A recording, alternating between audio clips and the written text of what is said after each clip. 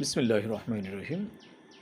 আমাদের সমাজে বহুল প্রচলিত এবং জিজ্ঞাসিত একটি মাসালা নিয়ে আলোচনা করব।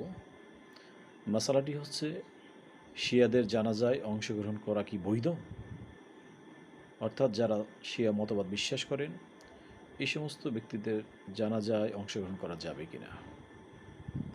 উত্তর হচ্ছে, কোনো শিয়ার আকিদা এরকম হয় যে পবিত্র কুরআনে পরিবর্তন বা বিকৃতি ঘটেছে, অথবা তাদের 12 ইমাম সম্পর্কে এ বিশ্বাস রাখে যে তারা গুনাহ থেকে সম্পূর্ণ নিষ্পাপ বা মাসুম, তাদের হালাল হারাম নির্ধারণের ক্ষমতা রয়েছে, অথবা হযরত জিবরাইল আমিন আলাইহিস সালাম ওহী পৌঁছানোর ক্ষেত্রে ভুল করেছেন, কিংবা হযরত আয়েশা রাদিয়াল্লাহু তাআলা আনহার বিরুদ্ধে অপবাদ আরোপ করে, অথবা হযরত আবু বকর সিদ্দিক রাদিয়াল্লাহু তাআলা আনহুর সাহাবিয়াত অস্বীকার করে, তাহলে এমন শিয়া ইসলামের মৌলিক আকিদার বিরোধিতার কারণে ইসলাম থেকে বের হয়ে যাবে। এমন ব্যক্তির জানাজার নামাজ পড়া বা পড়ানো মুসলমানদের জন্য হারাম।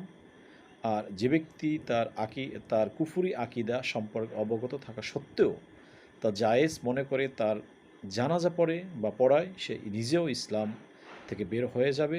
তার উপর আবশ্যক হবে এই কাজ থেকে তওবা করার পর পুনরায় ঈমান নবায়ন করা এবং সঙ্গে বিবাহ নবায়ন করাও।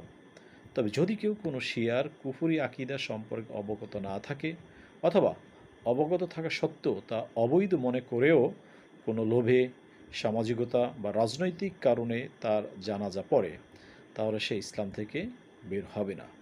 তবে হারাম কাজে লিপ্ত হওয়ার কারণে সে গুনাহগার হবে এবং তার উপরও তওবাও ইস্তেগফার করা আবশ্যক হবে।